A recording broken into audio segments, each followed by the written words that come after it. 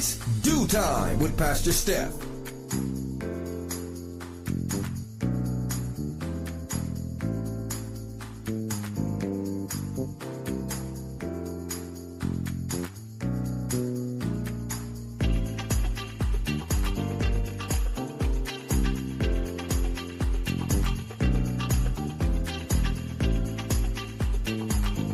Good morning, good morning, good morning.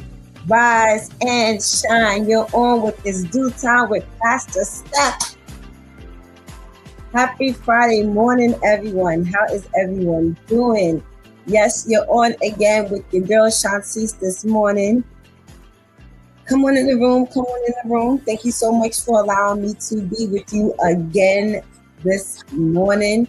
It's not as cold this morning. I don't like the cold.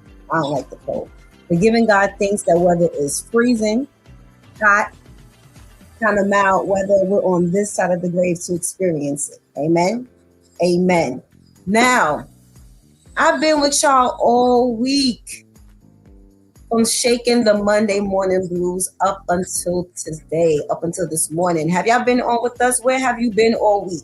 Let's do a quick recap. Okay, so Monday, we started with our tips on minding your own business. I have to go and revisit that myself, go look back at the notes. I love that health tip to start us off for the week. Minding your business was focusing on your own life, your own responsibilities, and your own affairs, instead of interfering with other people's life, responsibilities, and affairs, and tending to your own needs and actions. Sorry, I need pull it from the back. Okay, we talked about the woman who got attacked in the Macy's in Herald Square, just minutes away from Times Square, right on 34th Street. She was minding her business, brand new baby, brand new mom. Her and her husband took a trip to New York for the very first time. Wanted a quick getaway after having the baby. She takes the baby into the ladies' room to change the baby's pamper, and before she knew it, she was being stabbed in her back.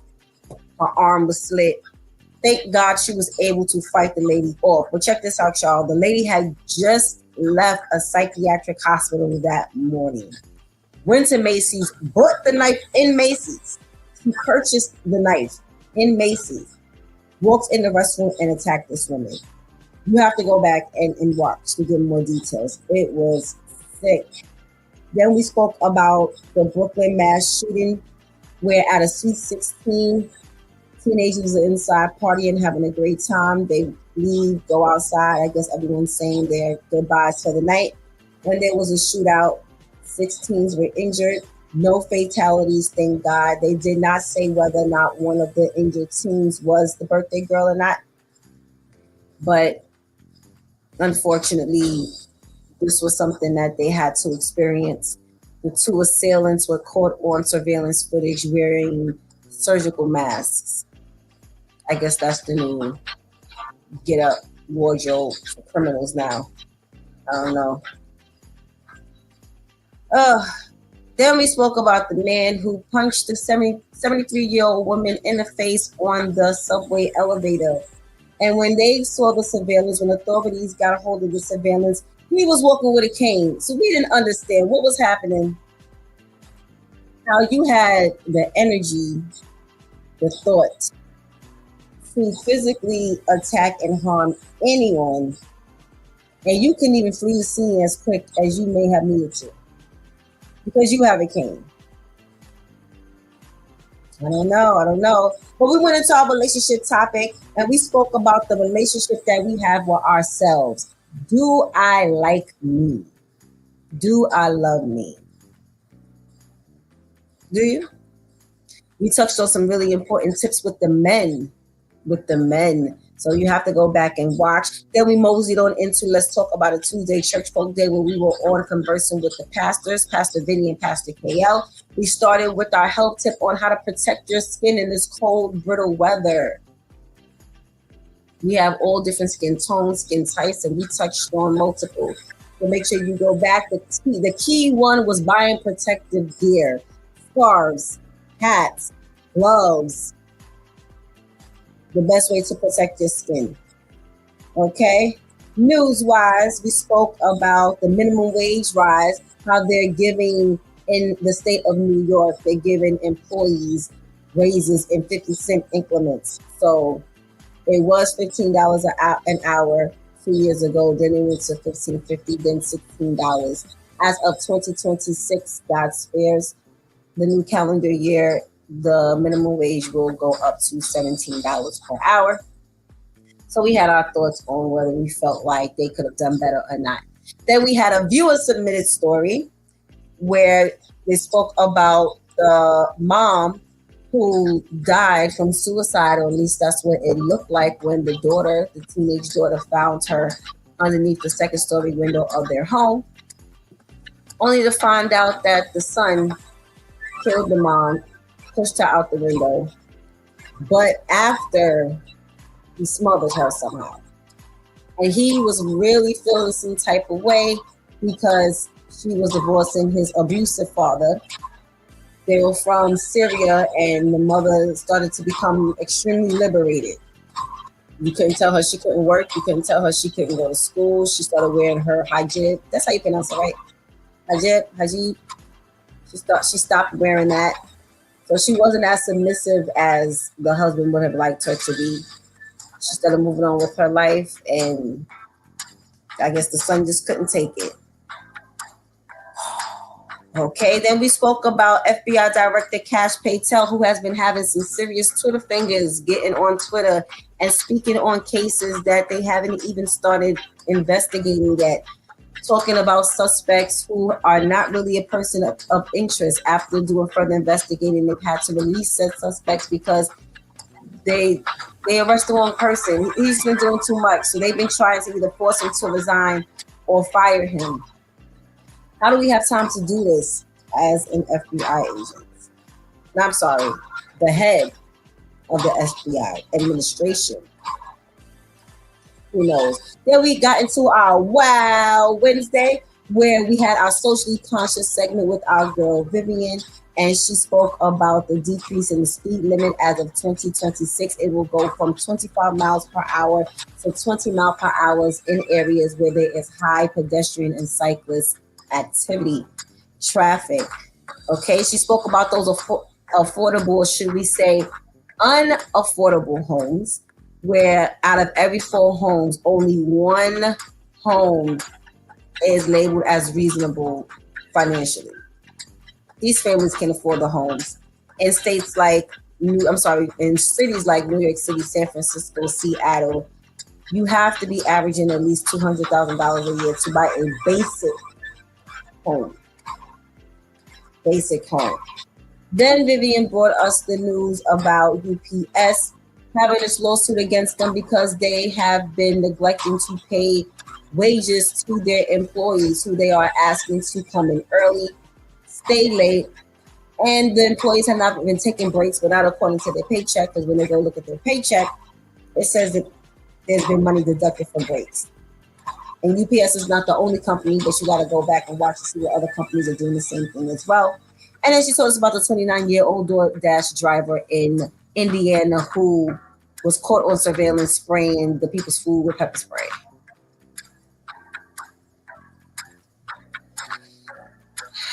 Did they take her off out of their system? They got to go back. Yesterday was Therapeutic Thursday, and we started talking about our health in connection with boxing. Yes, boxing is sport, our spiritual health. How can that be connected to boxing? Oh, great tips. You have to go back. You have to go back to get those tips. Spoke about the spike in the flu, hospitalizations. A few schools have had to be closed in the state of New York. What have they been saying has been causing the spike? What? Oh, the 60-year-old Brooklyn pastor who pleaded guilty to $3 million embezzlement of the church and the church's daycare finances. We were able to have some really, really, really good conversations based on this news content. So y'all have to make sure you go back And we spoke about New York Governor Kathy Hochul, who is signing the bill for terminally ill patients to have the ability to commit medical suicide. They have to go through all these steps.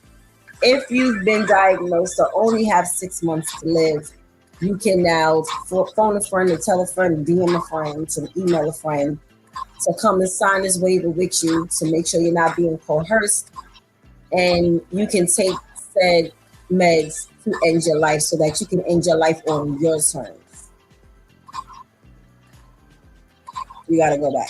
You gotta go back. Thought-provoking conversations based on this news content. And today is Freestyle Friday, where we do whatever we want. This is my favorite day of the week. I love every single day. Shaking the Monday Morning Blues. Let's talk about a Tuesday Church Folk Day. Wow, Wednesday, Therapeutic Thursday. But we are talking about celebrity news on today and whatever other topics that are relevant that comes up. And we get to do that with the Due Time Men on Fridays. So make sure you phone a friend to tell a friend that it's Due Time with Pastor Steph is on. But whatever you do, do not go anywhere. We will be right back.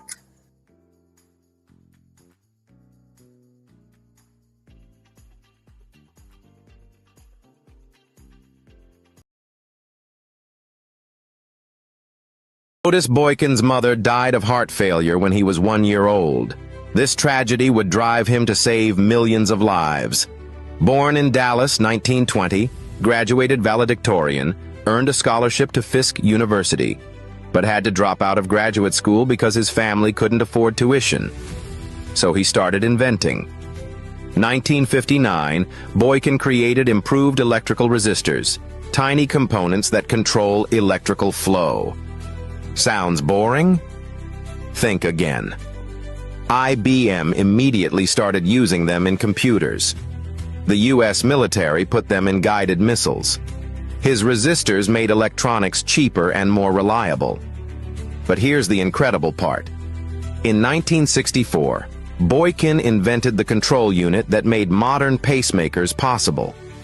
The boy whose mother died of heart failure created the technology that regulates heartbeats.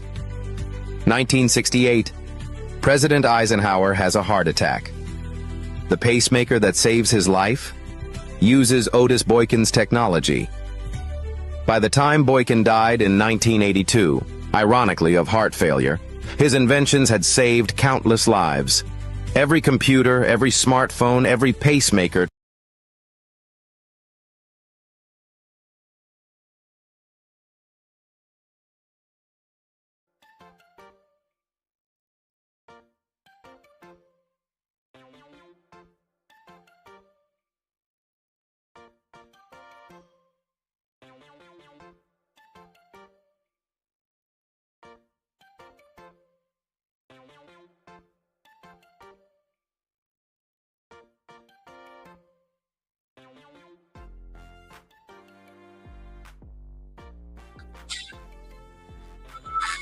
Good morning, good morning. We are back. You're watching It's Due Time with Pastor Steph, and we are here yet again at the end of the week.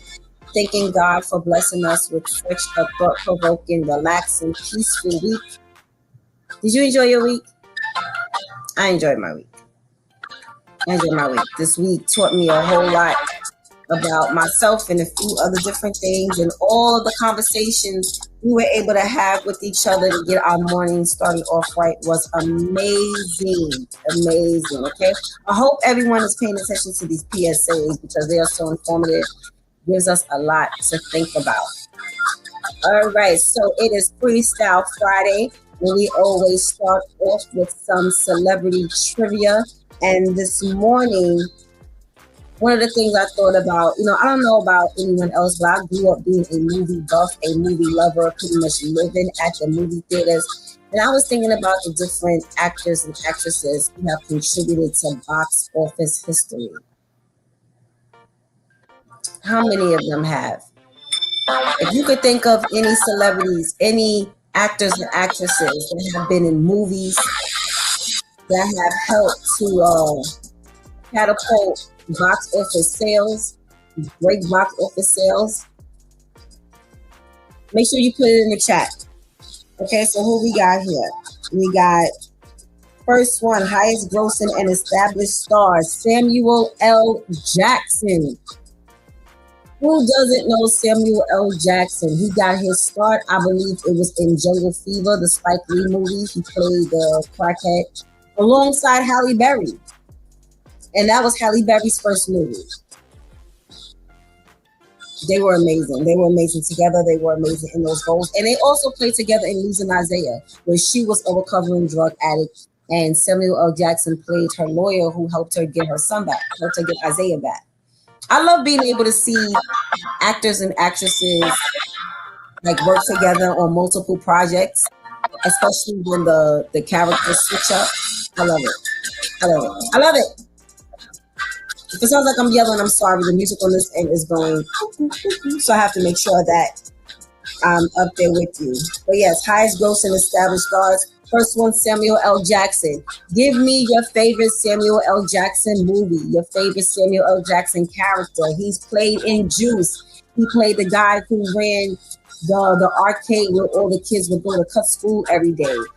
Samuel L. Jackson, Snakes on the Plane. Samuel L. Jackson, Pulp Fiction. Samuel L. Jackson.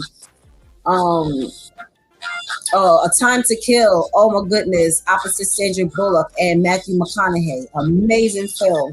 Samuel L. Jackson. Oh my goodness. Oh, Strictly Business. Loved him in it. Samuel L. Jackson. What else is Samuel L. Jackson playing? He played in so many movies. He played in 187. Remember, he was the teacher who got stabbed up, attacked by the student. I think of another Samuel L. Jackson movie off the top of my head. He's played it a lot. I can't think of anything else right now. He's a Capital One guy now. And him and his wife, I remember doing a story on here one Freestyle Friday. Him and his wife were celebrating their wedding anniversary. They've been together for years. She held out and stuck it out with him. She believed in him, and look at the fruits of his labor. He is just amazing, amazing. Who else do they have on here? Highest grossing and established stars, Denzel Washington. Are we surprised? And we were speaking on here one morning about who we felt was a little better than the other. When you talk about Samuel L. Jackson, when you speak about Denzel Washington, two very impactful, phenomenal actors. They are, you can't mess with them. If I had to choose, I would choose Samuel L. Jackson. But I love Denzel Washington. We have a check-in from Lady Tamika. Good morning. Yes, it's a great day to be alive. Happy Friday. Happy Friday.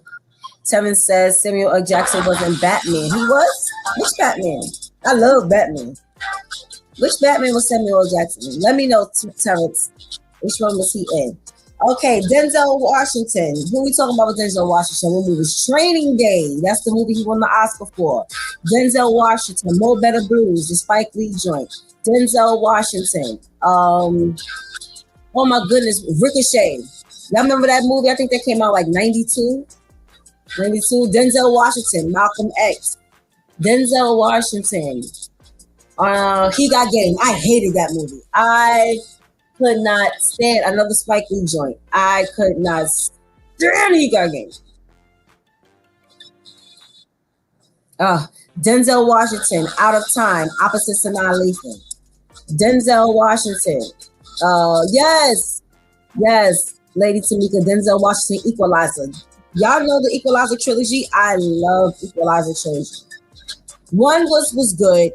2 I liked. 3 I loved. That was actually a sequel where as they were going on, I loved the one better than the previous one, but they were all good. They were all good. Tevin says Pulp Fiction. Yes, we mentioned Samuel L. Jackson, Pulp Fiction. Give me a couple of more Denzel Washington joints. Denzel Washington. What's the movie he played in with Viola Davis? Fences. Fences. Tevin says Flight was my joint. Yeah, that's when he was the pilot, right? And they thought that he had coerced the accident or something. Denzel Washington, yes. Lady Tamika says American Gangster. Yes, I have to actually sit. I never finished watching that movie, but I heard it was really, really good. So Denzel Washington Flight, Denzel Washington American Gangster. Yes. Ooh, Lady Tamika, you stepping up on your movie game. I remember before. You stepping up, you stepping out. Yes. Oh, okay. They're giving us a few more. All right. Highest grossing and established stars, Morgan Freeman. Lady Tamika says Pelican Brief. I never heard of that one. That's a Denzel Washington movie. Tevin says Book of Eli. Yes. Was that good? I never watched that. Denzel Washington, Book of Eli. Okay. Okay, never watched that. Morgan Freeman, Lean on Me. Morgan Freeman, Olympus and London Has Fallen. And Angel Has Fallen. I love those. I love that trilogy. Morgan Freeman, Driving Miss Daisy. Morgan Freeman, Lean on Me. Morgan Freeman. Give me another. What's the thing when he was the cop trying to catch a serial killer? How to Catch a Spider. And there was another one.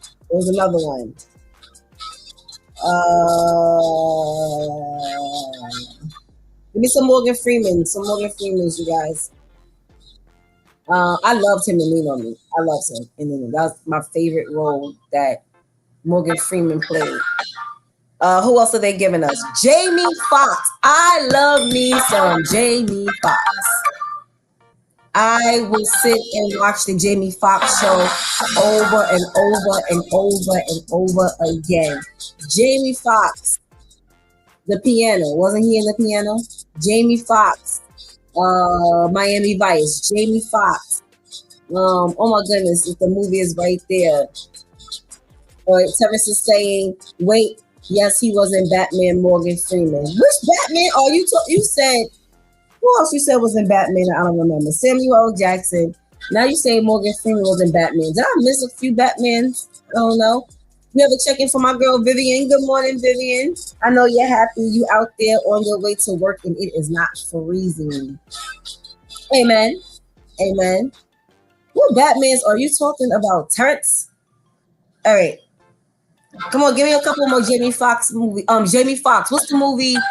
The name of the movie with him and Michael B. Jordan. I just watched it again a few weeks ago. I love that movie. When he was wrongfully accused of murdering the young white girl. Lady Tamika says The Morgan Rise. Okay, Morgan Freeman. Never heard of that one. Okay, might have to check that out. Jamie Foxx movies, y'all. Jamie Foxx. Oh, what's the one he played with Collateral? Jamie Foxx, Collateral. With him and Jada Pinkett and what's the other actor's name? The popular actor. I forgot. He had a blonde wig in that movie. Jamie Foxx is a phenomenal actor. Okay, so Tevin says Batman Begins, Morgan Freeman was in. Okay, now I remember. Yes, he was. Okay, I did see that one. Saw that one. Okay, next actor they're giving us is Forrest Whitaker. I'm a Forrest Whitaker fan. Forrest Whitaker, The Butler. Forrest Whitaker. So I'll be knowing the movies and we're not gonna be put on. Okay, Forrest Whitaker. Rebound. Y'all saw Rebound? I love Rebound. When Forrest Whitaker was in there, he played Rucker. Rucker Park in Harlem. He played Rucker opposite Don Cheadle. I love Don Cheadle. Oh my goodness. I love Don Cheadle. Oh, Lady Tamika said Django. Yes, I was actually forced to watch Django. I refused. That had Jamie Foxx and Samuel L. Jackson in it. I initially refused to watch that movie. I was forced to watch Django, and I actually enjoyed it. Also starring Kerry Washington. Yes. Law-abiding citizen, Jamie Foxx. Yes, I love that movie. And that stars the guy who starred in Olympus, London, and Angel Has Fallen. I forgot his name. But yes, love Law-abiding citizen. Jamie Foxx played the lawyer. Yes, Lady Tamika, The Crying Game, Forrest Whitaker. Okay, he was in that? I know that's an oldie. That's a real throwback.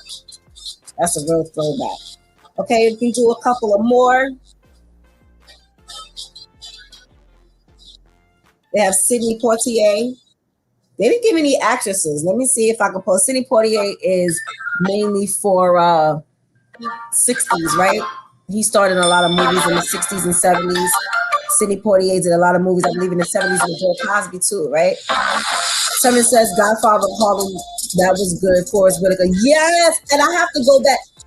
I did not watch that when it was originally airing, and Pastor Steph kept telling me, Shontyce, you have to watch Godfather of Harlem. I finally started watching it last year. I was glued to the screen.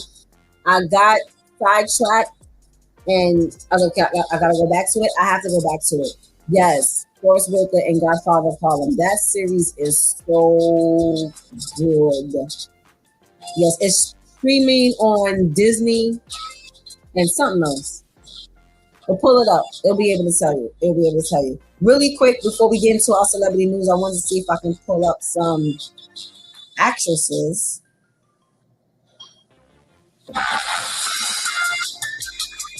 Let's see. Viola Davis, of course. Viola Davis fences opposite, along with Denzel Washington. Viola Davis, How to Get Away with Murder. Viola Davis, what's the name of that movie she played? It was Jennifer Lopez. That movie was sick.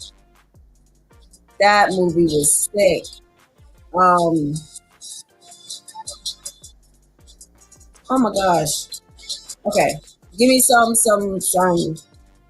Viola Davis movies. She's played in a lot, but the names are not coming to mind right now. We have Zoe Saldana over here. They say she's the first actress with 4 films over $2 billion worldwide. Oh, for Avatar. Okay, the Avatar franchise and the Guardians of the Galaxy franchise. Okay, I know Zoe Saldana. She played in Drumline with Nick Cannon, the love interest of Nick Cannon. Yes, Viola Davis, The Help. Yes, with Forrest Whitaker. Yes, Shontyce. Yes, Woman King. I was forced to watch that. I wasn't interested. And I actually loved it. Yes, Viola Davis did her thing. And she put me to shame because I'm like, if this woman at her age can be that athletic for this role, I felt the same way when I watched Halle Berry play in Bruce when she played the boxer. I felt the same way when I watched Jennifer Lopez play in Hustlers when she was the stripper and she had to do all those tricks on the pole. These women are older than me. I gotta get it together physically. I gotta get it together. Lady Tamika says the first lady, Viola Davis. Yes, thank you. Yes, so Zoe Saldana. Kudos. I didn't know she had those credentials under her belt. They're saying Whoopi Goldberg. I love Whoopi Goldberg and Ghost. I love Ghost. Oh, yeah. Terrence, G20. See, this is why I need your help. Thank you. G20 was so on point. G20 also starring Anthony Anderson. And what's the young lady's name? She's the first youngest Black film executive. She played it Grownish, Blackish, one of those issues. That movie was dope. That movie was G20. No one had to force me to watch that. I was interested in that movie. Viola Davis was phenomenal. She played the president. Lady Tamika says you're working my movie muscles. Yes, we have to. Listen, I'm a movie buff. And I feel like I've been slacking. I got to get back. I can't allow the circumstances of the world to take me away from how I grew up and my love for movies. I just got to figure out how to recreate redesign my movie life, my movie lifestyle in this era now that we don't have movie theaters like that anymore. Okay, we got Angela Bassett. I love me some Angela Bassett. Angela Bassett, what's love got to do with it? Angela Bassett, Vampire in Brooklyn with Eddie Murphy, John Witherspoon, and Kadeem Hardison. Love that movie. Angela Bassett, Waiting to Exhale. Angela Bassett. She followed behind Jennifer Lewis also. Y'all know Jennifer Lewis. She was she's Hollywood's Black mama. She played everybody's mama. She played Tupac's mama in Poetic Justice. She played Angela Bassett's mother, Tina Turner's mother, and What's Love Got to Do with It. She plays in Blackish. Don't she play somebody's mother in Blackish? She plays everybody's mama, and Angela Bassett followed along. Angela Bassett played Michael Jackson's mama in the epic TV movie of the Jacksons. Yes. Yes. Love Angela Bassett. Give me some other Angela Bassett movies. Yes, Whoopi Goldberg, Eddie. I actually really loved Eddie. I loved Eddie. Let's see. Viola Davis, Custody. Yes. Antoine Fisher, Viola Davis. Whoopi Goldberg, Sister Act. Look, this was be coming out with part 3. Yes, duh. Angela Bassett, Black Panther. Yes. Angela Bassett, How Stella Got a Groove Back. Yes, and Wayne Takes Care. We'll never forget her burning the clothes in the car, in the Mercedes. Okay. Woo. I want to do one more? Let's do one more. We can do one more, right? Okay. Let's see here. Who else they giving us? Taraji P. Oh no, we gotta do these last two. Taraji P. Henson. Taraji P. Henson. Yes, Ketty, what's love got to do with it? Angela Bassett. Taraji P. Henson, Baby Boy. And you know what's crazy? Going back and rewatching a lot of 90s sitcoms like Sister Sister, The Parenthood, with Robert Townsend and Suzanne Douglas, who we lost her a few years ago. Taraji P. Henson played the friend that didn't really have many lines in a few episodes of these shows. And Sister Sister, she had very few lines. In Parenthood, she didn't have any lines. And look at her career now. You can't turn on anything and not see Taraji P. Henson. Taraji P. Henson, Baby Boy. Taraji P. Henson, the remake of The Color Purple. Taraji P. Henson, Straw. Did y'all see Straw? Netflix's Straw by Tyler Perry on Netflix. Crazy. Taraji P. Henson, Hustle and Flow. Taraji P. Henson, No Good Deed, along Idris Elba. Taraji P. Henson, Think Like a Man and Think Like a Man Too. Taraji P. Henson. When I say Taraji P., what comes to mind is Hidden Figures. Yes, Hidden Figures. Taraji P. Henson, Empire. Yes, she was amazing on Empire before they went down. Her and Terrence Howard, amazing. Yes, her career really took off. Yes, Taraji P. Henson, Acrimony. Taraji P. Henson, she was in The Karate Kid? Wow, I didn't watch it. Yeah, she was great in Acrimony. Yes. Let's do one more. Regina Hall. Y'all know Regina Hall. I love me some Regina Hall. She played the stripper in The Best Man who ended up marrying Murch. The quiet one. Yes, Regina Hall, Best Man, Regina Hall. What was the movie with her and Michael Ealy and Kevin Hart and Joy Bryant, I think her name is? The Last Night or something like that. Taraji. Regina Hall, Scary Movie. Remember she played Scary Movie? She played Shawn Wayne's girlfriend. Silly. Her comedic side is crazy. Regina Hall, Paid in Full. Paid in Full, along with Wood Harris. I love me some Wood Harris. And Mekhi Phifer. I love me some Mekhi Phifer. Yes, Regina Hall, Girls Trip, along with Tiffany Haddish and Jada Pinkett and Queen Latifah. Yes. Give me another Regina Hall movie. Regina Hall. Yes, Little. Oh my goodness. When I finally sat and watched Little, again, her comedic side is amazing. Master. I'm not sure if I heard. About Last Night. Thank you. That's the name of the movie with her and Kevin Hart, Michael Ealy, and Joy Bryant. About Last Night. Master, I never really heard of. Yes, Regina Hall, Best Man Holidays, and the Best Man Last Chapters. Did y'all see that on Peacock? I wasn't too big of a fan of that. They should just get another movie and call it a day. That series ending the Best Man franchise was, in my opinion, it was not it. It was not it. Okay, well, we actually have our men on this morning who are into the arts and into performance. So we will definitely be able to tap into them and see what they think. Okay? All right, let's tap into our news. Has some celebrity news I was able to retrieve. Wasn't all that interesting, but then again was a little interesting. So, since he loves acting like a celebrity, we're going to talk about him real quick. So you got Trump, and he is gun-ho about defending his criticism of Rob Reiner.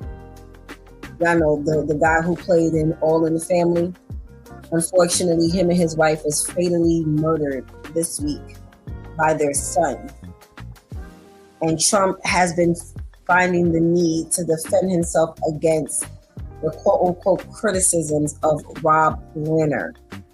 Okay, so this whole situation was just beyond tragic. So Reiner, again, y'all know All in the Family. That's actually, which show was a spinoff from that? It wasn't Good Times. Good Times was a spinoff from the 70s shows Maude. One of those shows. He was the son-in-law to Archie Bunker. And after that, he became a really, really impactful Hollywood director. He directed a lot of the shows that we still watch today. And him and his wife, Michelle, they were found dead in their LA home this past Sunday. And they've arrested their son, Nick, on suspicion of their murder.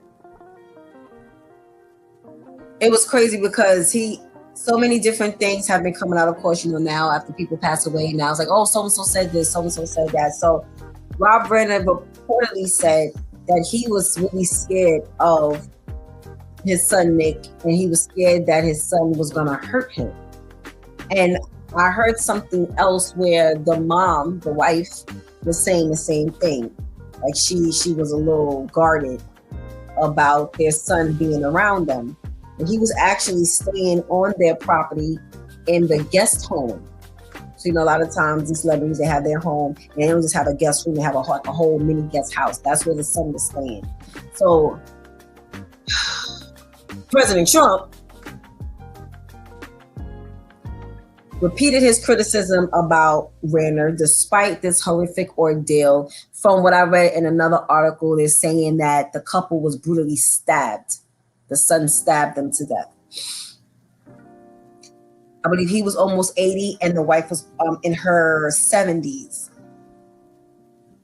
So Trump is saying after his earlier remarks about the slain Hollywood director, who he says is a longtime Trump critic, he's been speaking a whole lot of condemnation about the actor. Now, this man just lost his life, him and his wife, brutally. Whether he died from natural causes or whether he died from a murder, the man passed. But what makes it worse is how he passed. And our lovely president, who loves to move as if he's a celebrity, he told some reporters that the director was, quote unquote, very bad for our country. And he wrote somewhere earlier with the Truth. He wrote on the Truth Social that Reiner, his death was linked to Trump derangement syndrome. So according to Donald Trump, Trump derangement syndrome is a term he uses for people who speak against him. So what he's saying is this man died. He was fatally stabbed. And see, so many things makes this worse. The way he died and who he is. Listen, whether he was a celebrity or a regular everyday citizen, this is still a life. This is still a person. This is still one of God's creations. Okay? But what makes it worse is that he was such a prominent figure in Hollywood. Upstanding. There's been no tabloid news about him. No scandal. No nothing. He was an actor, then he started working on the opposite side of the camera, did a phenomenal job with that. Staple shows like he had under his belt, and all you gotta worry about, you're supposed to be running the country, but now you got time to not only be on Twitter and other social media and figuring out who you can ban from performing where and all of this, but now you've come up with the term Trump derangement syndrome. So anyone who speaks against you, they reportedly have this syndrome. So there's no motive as to why the son killed his parents. And there's no proof that this murder has anything to do with this guy. But because he likes to be a celebrity, of course, he's going to make it about him. So what information I come across was Rob Rayner, he was a Democrat and a liberal activist. And he did speak a lot against Trump. Back in 2017, he called Trump mentally unfit for office. And just this past October, he believed that Trump was ushering in an age of full-on autocracy for the U.S. So again, in his social media post, he called the couple's death very sad.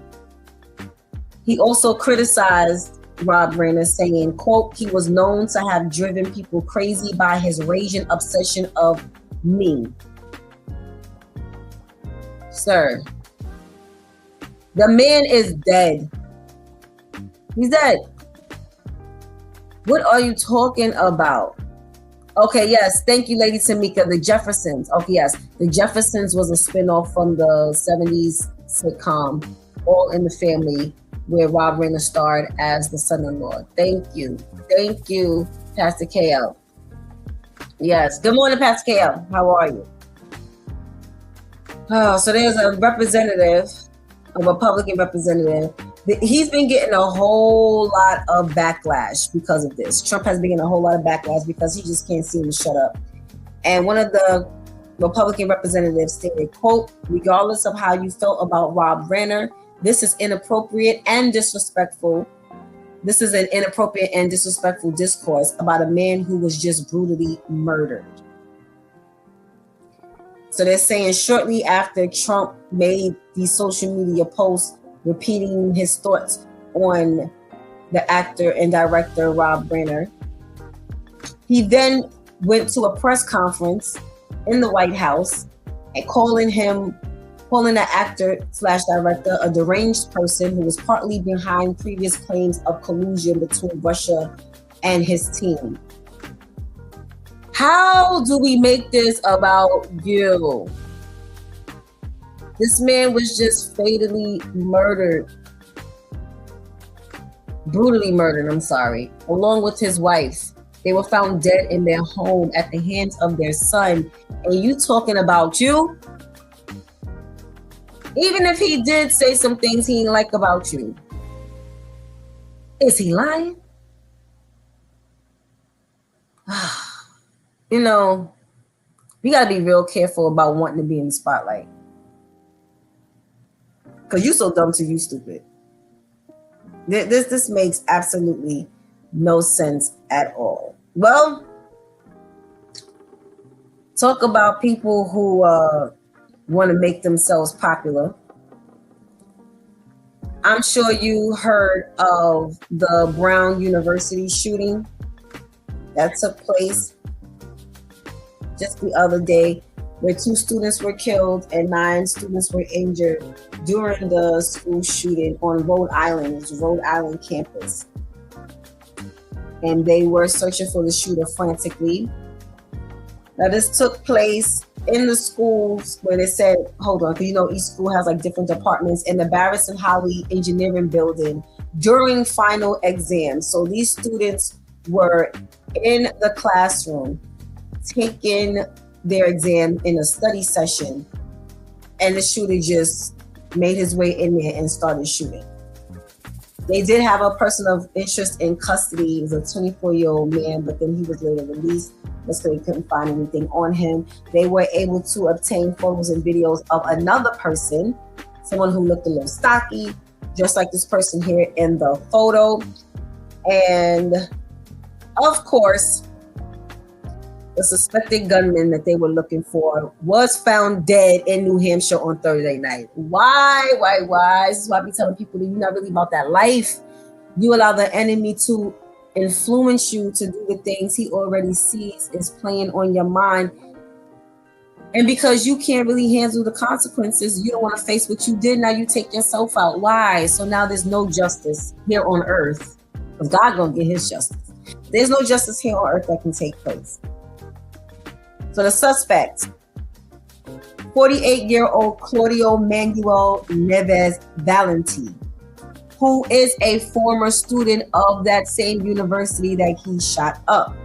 He came here to the United States back in 2017, where he received a green card through a visa lottery program from the Secretary of Homeland Security. So Secretary of Homeland Security has a program where you get the visa lottery, where a lot of migrants were able to migrate to the U.S. through that program.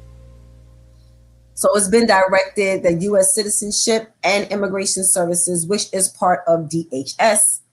They've been advised to pause that same program that he was able to come over to the U.S. on due to this incident.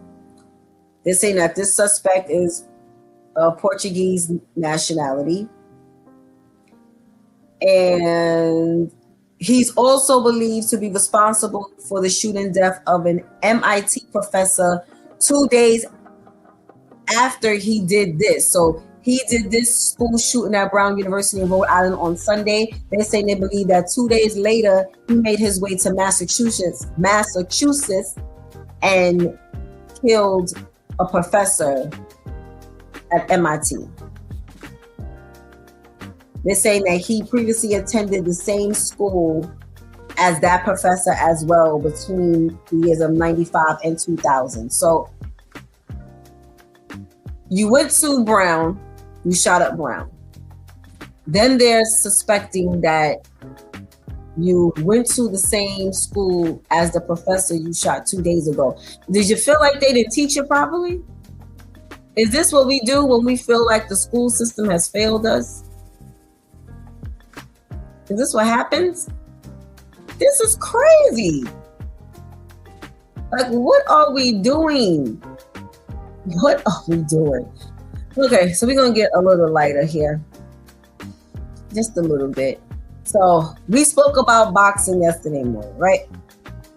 Spoke about the connection between your faith in God, your walk in God, and the connection between those tactics and boxing as the sport. Well, there's a whole lot going on right now in the boxing world. Boxer Bud Crawford is being sued by a jeweler because allegedly he blew off a promotion deal. So real quick, let's get into this. Oh, no, I'm sorry. His name is Terrence Crawford. Where did I get that other name? Okay. Okay, so they're saying that he just recently retired, but right after that, now he has to deal with all these legalities within this lawsuit that a jeweler has against him. So this lawsuit was just recently filed with a 38-year-old boxer, 38-year-old Crawford. He went to Mazza in New York, which is a popular jewelry store. He went there back in February of last year, and he wanted to get some custom pendants for him and his team. So he went to the store. He saw a piece he was really interested in. The piece cost about $140,000. Now, okay, whatever. $140,000. He was willing to pay for this pendant. Now, I'm pretty sure that wasn't for someone on his team. That was for him. But either way, that's a whole lot of money for just one piece. All right, so Patek Philippe Aquanet. That's the name of the piece. So he was going to pay for it flat out. But rather than buying it flat out, the store owner said that the boxer that Crawford suggested he pay only $35,000 instead of $140,000, and the rest of the money would be covered in the box of promoting the jewelry store during his fight. So the agreement was, okay, this pendant costs $140,000. All right, fine. Pay $35,000 and you promote me. So instead of you giving me the money, the rest of the money for the pendant, it's almost like I'm paying you to promote me. And the deal was that he was supposed to brand his boxers with the jewelry store name. So while he's fighting, everyone can see the jewelry store name, which is pretty a really good promotional tactic. So the jewelry store owner says that he agreed, Crawford agreed. However, when he had the fight back in August of last year against Israel Madrimov, I think that's the one we watched. That is the one we ended up watching. The logo wasn't on the shorts. Oh no, I'm sorry. He said that the logo fell off the shorts by the 4th round. Well, how? You didn't even safety pin it on? Now they got, listen, we all know how these boxer shorts look. They got the high waist band. The band is about this thick, where you can write some words on it and it be legible. Like you can read it. Whether you're there in person or whether you're looking from home through the cameras, you can see it. So Mazda claims that Crawford and the representatives acknowledged that they did not fulfill the agreement and they promised to make it up in the next fight. So, okay, your name fell off my boxes. The next fight, I'll do it. The jeweler delivered a patch with the jeweler's logo on it to Crawford before the next match.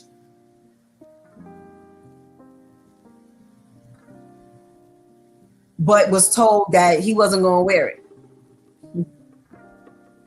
No explanation, but I'm not going to do it. I'm not going to do it. So he says, by allegedly blowing off the agreement, the jewelry store says his business was deprived of an opportunity to elevate his brand, saying that he missed out on about $1.5 million worth of promotion. And that's exactly how much the lawsuit is for, at minimum. In addition, he's saying in addition to other damages. I don't know what the other damage is. I don't know if you're charging for the patch that fell off. I don't know. But if the pendant costs $140,000 and you only charged me $35,000, how are you suing for $1.5 million? I guess you trying to like rack up all the money. You can't rack up the money that you knew you were going to make because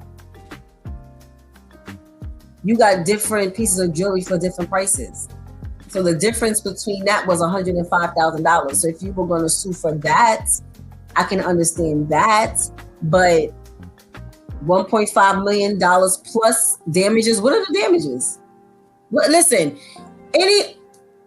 I'm a brand owner. I'm a clothing brand owner. For some reason, it is difficult to get people to tag you. You give them free merchandise. You ask them to tag you. You know what? I'll give you this shirt for free. I'll give you these sweats for free. I told someone, yo, I'll brand your whole outfit. It was a sweatpants with matching t-shirt. Branded it for him and looked dope. I said, just promote me. He posted me once. I did this for free and you post me once. It's like pulling teeth. So if I know that and I'm indie, you're a popular jewelry, you're a mainstream jewelry brand owner. It is like pulling teeth to even get them to at you on Instagram. So I don't know. Terrence says, to me, it doesn't matter if it fell off the shorts or not. He's still upholding his side. It fell off in the 4th round. He still had it on the 1st, 2nd, 3rd, and 4th. He did, but I mean, let's be for real, Terrence. You allowed him to slide with $105,000. You could have had that embroidered on. You could have had that embroidered on your shorts. That part, it's like, okay, come on, because this is now a job. When you agree to promote someone, you pretty much got paid to do this. He could have sent it to me. I'll do embroidery. Send it to me. Someone says you need a good-looking man like me too. You know what? Bye. What is wrong with you? Lady Tamika says, how do you estimate the price in time? I'm sorry, but my math don't be mathing. That's the question I had. I didn't quite understand that part, but I don't know. That's what I said. What's the loss damaging? You're already suing for way more than what the remaining balance of the pendant was. I don't know. Let's see what our men are thinking. We had Brother Al come on. Are you there, Brother Al? There, Brother Al. Okay, let's pull up our Brother Al. Good morning.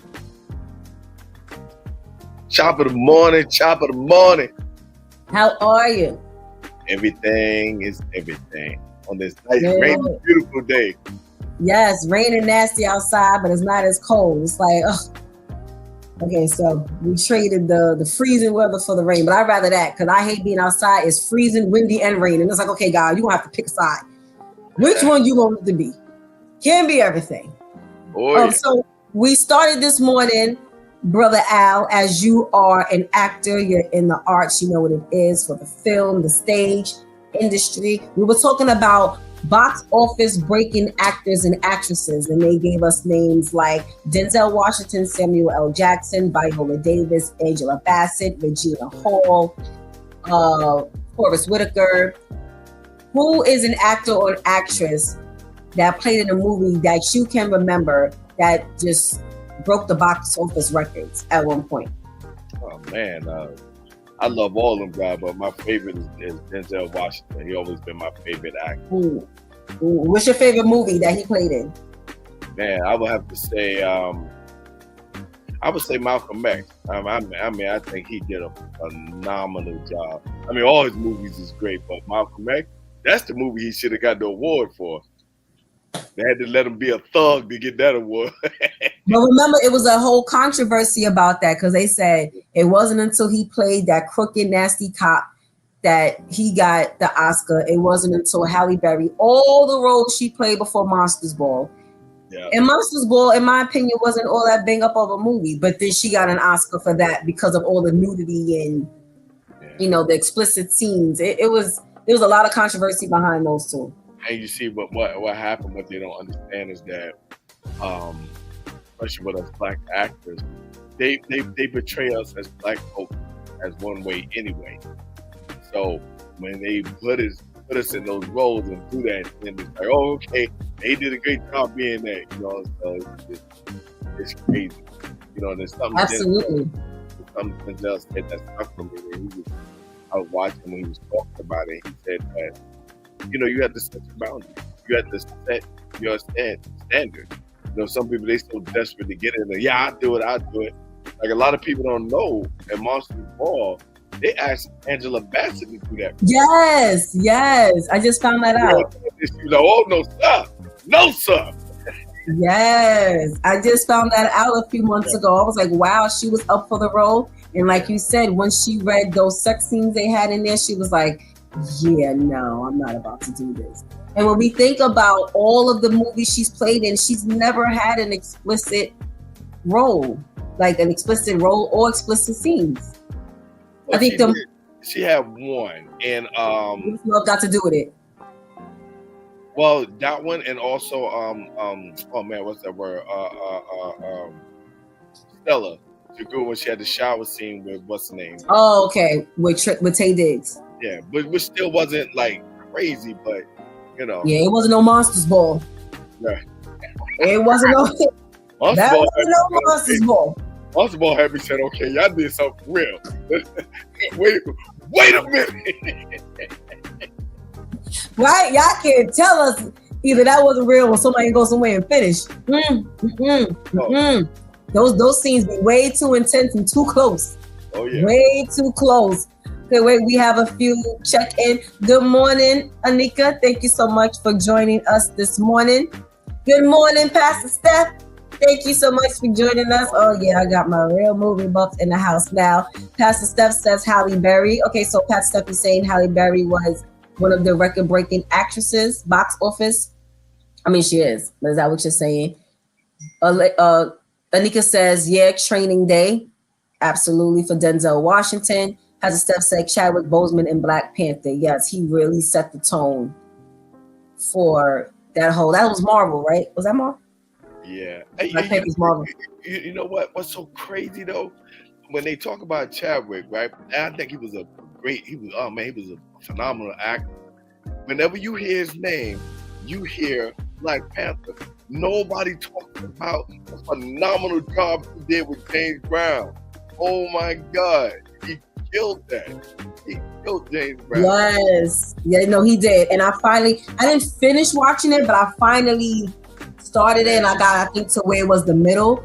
And for some reason, I just wasn't interested. Maybe because I wasn't interested in James Brown's story, not interested in Chadwick Boseman. Because I agree, I love Chadwick Boseman. And what's the movie when he was the cop? 21 Bridges. I love him in 21 Bridges. He was phenomenal. And to think he did most of those movies while he was sick. Yeah, yeah. And you would not know he gave his all unless you really focused on his weight. You would not know he gave. Yes, thank you, Pastor Steph. 21 Bridges. He gave his all. Okay, Nika says, "Oh, when Chadwick did the movie about Jackie Robinson, I was thinking about that also." Yes, yeah, he did his thing. But yeah, finish watching James Brown. I'm telling you, phenomenal job, man. Yes, I definitely. I also have to go back and watch. I don't know if you remember the series Lincoln Heights. This was before Chadwick Boseman. His name was really like popping. He played the main character, the officer. He played his son that he didn't know he had. He didn't know that was his son, and he had went off and went into the war and came back and had this crazy postpartum. It was really good. It was really good. Ma Rainey. Who's that, Pastor Steph? Who's that? I'm some way back in the day when Pastor You know what you stop? Oh, there was Sidney Poitier. Oh my goodness. Yes, Pastor Steph says yes, he was phenomenal. He was. He really helped to set the tone in the whole film industry. Hey, thank you for being on with us, Brother Al. Before we go further, let's pull up Pastor Jeff to see who he thinks was a box office breaking actor or actress. Good morning, birthday boy. Well, your birthday was the other day, but it's still in the same week. Happy birthday. Happy birthday. Oh, yeah. Good morning. How are you? Good. I need you to pray for my wife. I had to rush her to the hospital last night. Oh, no. And she's still in the hospital now. She was cooking and cut right through her finger when they got to do surgery, I guess, this morning. Wow. What? She cut the tendon and whatever. So pray for her. Well, pray for me because I need her hands. You know. I need her hands. What? Oh, listen, tell Lady Nicole, don't be cutting up. We need her to make all that food she made for 4th of July. She ain't getting out of that, okay? All right. If we have to buy a finger to put on her hand, she need to make that food again. Oh no, we will definitely keep her in our prayers. Oh my goodness. All right. Oh, good. You know, sometimes you figure like, oh, it's only this one finger, I'll be good. And it's not until you lose mobility or access to those limbs that you realize how often you use it. It's crazy. It's crazy. You be like, oh, that's just I know. I was about to say, look at Brother Al still recovering. From Okay, we have a happy belated birthday, Pastor Jeff. Thank you. From Anika. We have from Lady Tamika, praying for your household. I know what it's like to cut while cooking. No joke, so fast. Yes, Pastor Steph says prayers for Pastor Nicole. Yes.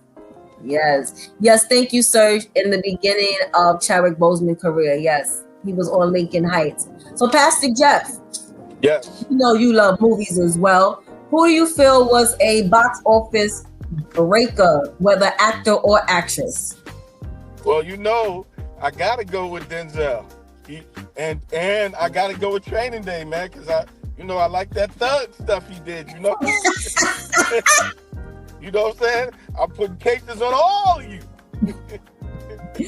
Okay, so Brother Al's favorite of Denzel is Malcolm X, and your favorite Denzel movie is Training Day. Okay, nice. Two really good movies. It's not like I have any opposition. Two really good movies. Okay. Well, Pastor KL should be on with us shortly, but he wouldn't know anything about this area anyway. He'll be watching no movies. Okay, guys. So we have this unfortunate incident that took place with Rob Renner and his wife. This past Sunday, they were found dead in their LA home.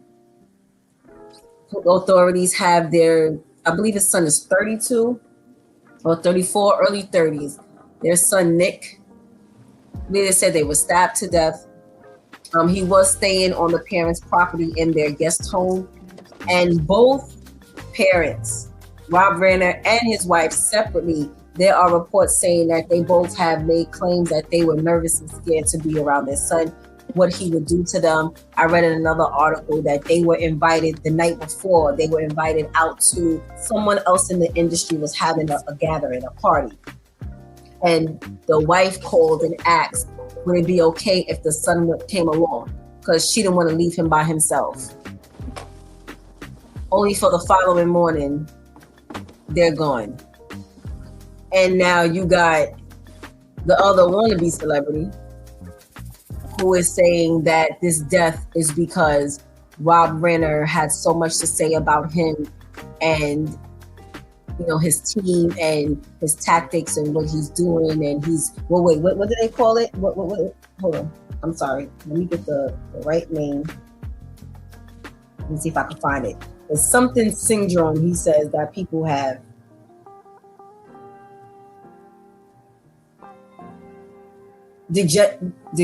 Not degenerate. Derangement. Trump derangement syndrome. Because he has so much criticism against the Trump administration. He had that syndrome, and because of that, it led to his death, this brutal killing. Brother Al, what we got going on here? He's an idiot. I mean, did anybody expect different? We have a felon in office. We have a criminal. What do you expect? Yes. One of the things is, and if you notice it, anybody who got something to say against him, he's like a little kid. He gotta retaliate. He has to say something back. But if you're talking good about him, oh my God, he got everything in the world to do. So that's why the people on his team and his cabinet, they walk on eggshells. Oh, I can't say that. I say that, I'm gonna get fired. Because it don't matter who it is. If you say something against him, he coming for you. That's why I said, his vice president, J.D. Vance, he's very dangerous. Because if you notice in the beginning, he has so much bad stuff to say about Trump. Now all of a sudden, he's your man now because you his vice president. That's very dangerous. But he's like a little kid. You say something, he got to, and he's not going to, and he don't know when to keep his mouth closed, man. He just, he gotta say something. He gotta say something. Sad. It is. It's sad and it's ridiculous that, again, you're supposed to be the president of the United States, of this country, and yet you have time to be doing this. Pastor Jeff, what are we doing? You hear about this brutal killing of someone who is a staple in Hollywood. Are you with us, Pastor Jeff? I'm with you. Oh, you look frozen. This brutal killing, someone so monumental in this industry. I haven't heard. When I've heard the name, I was like, who's that? And that was one of the ways I started understanding that this isn't someone who was always in the tabloids or something crazy, an upstanding man. He seems to have been in general outside of the industry. And now when you talk about his career, monumental character that he played, staple, everyone knows All in the Family. And now you're talking about, well, this was caused because he had something negative to say about me.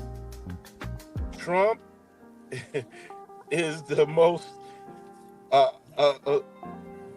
don't know. I don't even got a name for him. Okay, but he is always going to be about him. And I really believe he got some serious mental illness going on. All right, that Alzheimer or whatever. Okay, and he's a childlike in his mind. Okay, and he's done wrong so long that he's jealous of anybody who has positively, done something with their life. I used to think it was just blacks. You know what I'm saying? Right. But it's anybody who's done better than him. You understand? Because his whole life was just a mess and still a mess. Right. Nothing he did was good. He got so much corruptness. Any money he made was not good money. He couldn't make it good money. Right. So I expect anything to come from him. Ridiculous. And the people that really support him, that boggles my mind. Because clear as day, this guy is totally corrupt. Totally. I mean, I'm not saying that Biden was a good guy or Kamala was a good woman, because I don't like Kamala. You know what I'm saying? But Trump is the worst. You understand? So I expect anything to come out of his mouth, especially with anybody positive. And if you do anything against him, you understand? He's a child.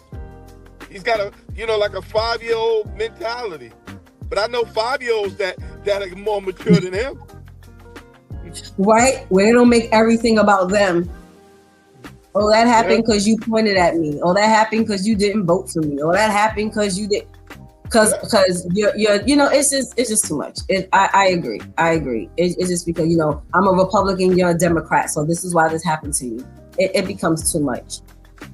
Well, let's say good morning to Pastor KL. Good morning, Pastor KL. Good morning. First of all, I'm offended that you think that I don't know who Denzel Washington is. I don't watch any of his movies. Okay, that's not what I said. I'm offended. So I'm just gonna tell you, I got 2 favorite movies. 1 is A Soldier Story, and 2 is Glory. You know what A Soldier Story is? Yes, that okay. Denzel Washington in both of those, right? Yes. That's not what I asked. I'm sorry, that's not what I said. I said that you could not give your favorite actor or actress who broke box office records. I asked the gentleman who their favorite was. I didn't give them an actor or actress. Okay, I missed that part. So are you able to give me an actor or actress outside of Denzel? Yeah, I mean, there's a lot of them. Will Smith, who I don't like, but he, he had box office breakouts. You know what? I said who you like. Yeah. Oh, no, nobody that I like. No, just Denzel. I'm sorry. Yes. Oh, Morgan Freeman, I like him. Okay, we did. All right, they did mention Morgan Freeman. Okay, what's your favorite Morgan Freeman movie? Lean on Me. Yeah, that's my favorite from him as well. Pastor Steph says A Soldier Story was the bomb. Yes, that's one of her favorite movies. I know that's my favorite. Yeah, I know that movie because of her. So yes, really good movie. So Pastor KL, you have the death of Rob Reiner, who according to this wannabe celebrity is because he had so much to say, and Rob Reiner was suffering from Trump derangement syndrome because he always had something to say about Trump, and that's why he's no longer here with us. Yeah, that's pretty sad conclusion. He had the right to his own opinion. The sad thing out of this whole thing that I don't think I've heard yet is that I believe because Trump thinks the son is now a hero, he's gonna get him off or try to get him off. You know what I mean? So yeah, that's the sad part about the whole thing. That'll be disgusting. That will be really disgusting. Because I'm like, you saying all of this is giving, you put hits out on people. Right. So, it's like, oh, well, that happened because you had something bad to say about me. That sound like you just be putting a hit out on anyone you ever heard And since you love being on social media, anything you ever read that's against you, you're not gonna put a head out on the person or on the people. That's saying to me. It's just again, I say, how do we have time to do this if we're supposed to be running the country? I just don't. I don't know who got time to care about who's liking who if I'm supposed to be running the country. This is why you keep getting things said about you. So what do you think is going to get said about you now? What do you think people are going to say now? When they have been they documented that Republicans, people who were Trump followers, they're separating themselves from him now because of these statements alone. And I think too, it has a lot to do with what Pastor Jeff said. When Pastor Jeff said, I thought he was just coming for the blacks, but no, it's like anybody can get it. So now you showing me, but again, this ain't surprising because he showed us this when he was in the last term. Lady Tamika says, I think Trump suffers like a smurf, like a smurf. Everything is smurfastic and smurf that. Trump this and Trump that. Yes. Just narcissism at its best. Everything ends up being about him. Terrence says they're not going to say nothing to Trump because nothing will shock the people.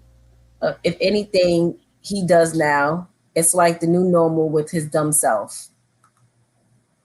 Until he started killing off Republicans. And then maybe he'll be worthy of some real jail time. I don't know. Okay, so we have this unfortunate Brown University in Rhode Island shooting this past Sunday. Students were in study session, minding their business, taking their finals. And this former student goes in there and just starts shooting, kills 2, injuring 9. William said, and of course, there's just a whole lot of now, because despite what college you're going to, for the most part, all of these universities take their finals at the same time. So they arrested someone else, a 25-year-old man initially at first, but come to find out they didn't have anything to stick with him, so they had to let him go. And after doing further research, and they found this surveillance footage, they were able to apprehend this suspect. Let me see if I can get his name again, because his name is rather long. His name, he is...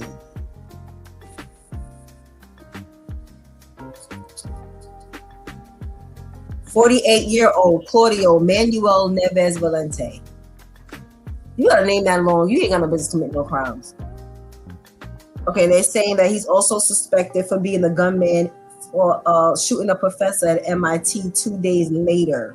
And they're saying that he went to school with that professor as well. So I don't know if he's on some... Well, he was on because they found him dead this past Thursday from a self-inflicted gunshot wound. So he took himself out. But he was able to migrate here on some type of visa lottery program that was provided through Secretary of Homeland Security. So due to this, now they've been directed to pause said program because now it's like, we don't know who we letting over here. But isn't that what we were saying from before? Brother Al, you can't sit in the classroom and take your finals in peace. Yeah, it's ridiculous. It's ridiculous. You gotta sit there and while you're taking your finals, you gotta watch the back. You like this.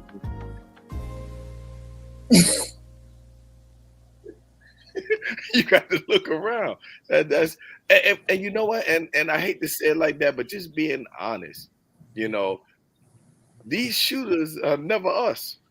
Look, we don't want to be in school anyway. So we don't want to be there anyway. But we ain't trying to shoot nobody out. You know what I'm saying? Right, as many forms I need to fill out for this financial aid. Yeah, I just fill out all these forms. I'm gonna shoot something up. I'm gonna go to jail and still owe this money. Nah, we're not doing that. No, sir. That is so true.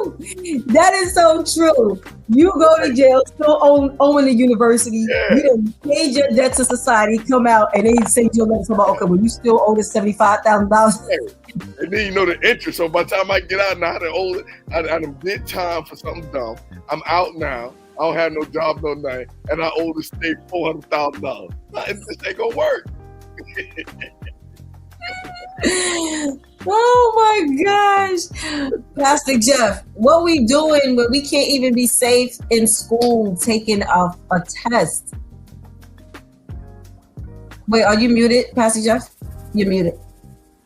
I said that stuff really bothers me because my granddaughter, she's in her freshman year in college, and you can't go to school. You got to worry. You got about your kids there. All of that, man. I mean, this world is crazy. That's why you got to plead the blood over them. The only protection you have is God. It's the Lord. Got to plead the blood over them, man, because it's crazy, man. These folks is just, I'm glad the man went ahead and killed himself, though. I mean, I hate to say it because a lot of times they'll sit on death row and all that and be forgiven and go to heaven after they done killed everybody. I know it's sad to say, but he went to hell with blazing drawers on, Oh my God. Oh God. Wow. Pastor KO, is he going to heaven? I'll try to figure out what Bible he reads. But I said, he ain't going to heaven. I said, that's the point. He killed himself. So after he killed those people, so he on his way to hell. And so I know justice, he's going to get justice. But I'm mad at the ones that sit on death row after they kill everybody in school and all these little kids and everything else. And then they give their life to the Lord. You know what I'm saying? You sound like Jonah. Oh God.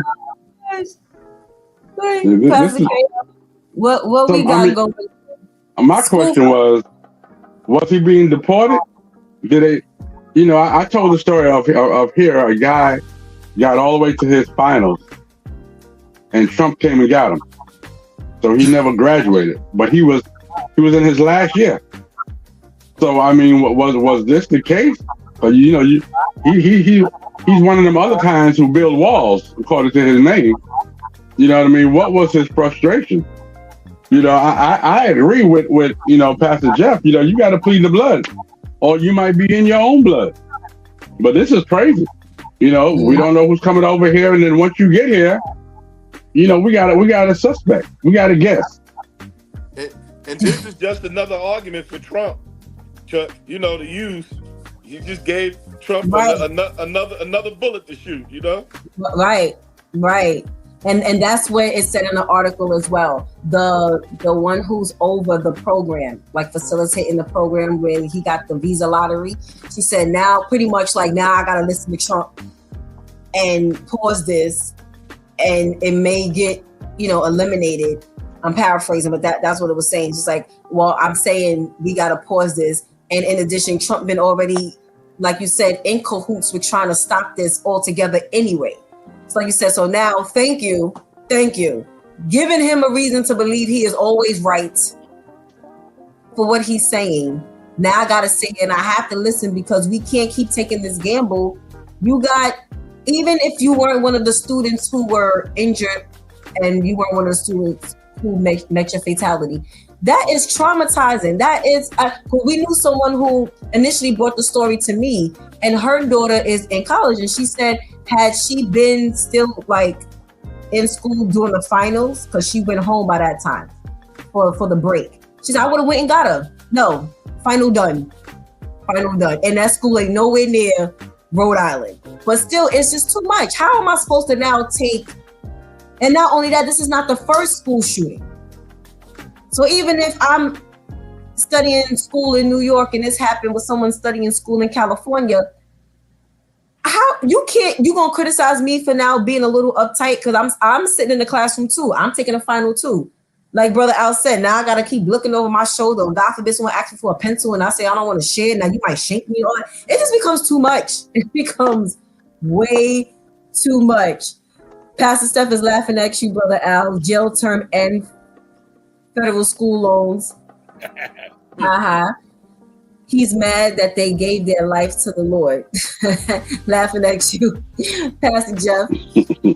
Because says no place is safe, not school or churches. The enemy is trying to be everywhere.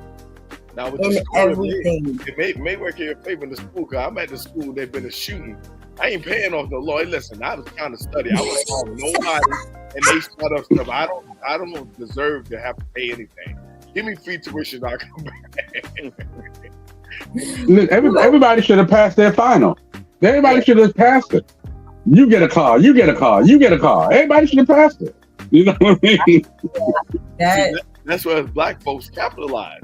No, boy, one of the white folks come shoot up. Hey, listen, all I did, I struggled to get this money to pay you guys. I shouldn't have to pay no more now. Shouldn't have to pay nothing. They need your tuition, Brother Al, to higher security. Well, you got all security. Just take away the law. And that's what I don't understand either. How many more school shootings are going to have to take place before you start implementing armed guards in these institutions? Elementary schools, daycare centers, it doesn't matter. Like, why are they not doing this? You see someone there in a school safety uniform, maybe with the whistle. Don't forget the flashlight. Right. What does that do? It's the daytime. What you need the flashlight for? Right. It's the daytime. We need a flashlight for.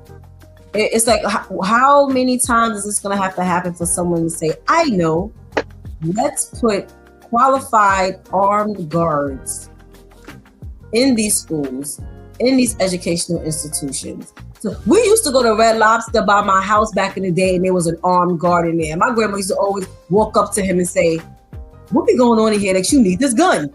And it was a good question. That's what I used to say. Now we in here, everybody breaking lobster and eating shrimp and cheddar bay biscuits and all that. But you standing there with a serious face on, looking like one of Malcolm X Muslims with this with this gun on your hip.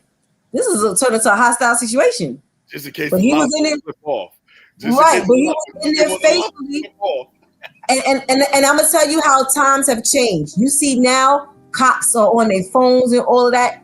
When I say attentive, because even when she would ask him and they would engage in whatever small conversation, his attentiveness was still with the surroundings. Still, it wasn't this lackadaisical, or I'm talking to, a guest. No, it was serious in there. So you'll do that in Red Lobster, but you won't do that. I told y'all, I go to get my glasses, and there's a guy in there with this thick bulletproof vest. I'm like, all right, I'm gonna have to switch you. I get my glasses, because if this is needed in here, I don't want to be in here, and they're gonna have to test. And that's what I was gonna ask you. How safe do you feel sitting at Red Lobster breaking bread, and there's a guy with a gun over your shoulder? I'm not going in that building. I'm sorry. There's nothing in there that them biscuits are not that good that I have to take a chance. But that's what you're saying. Take a chance, but we got protection. No, I'm not doing that.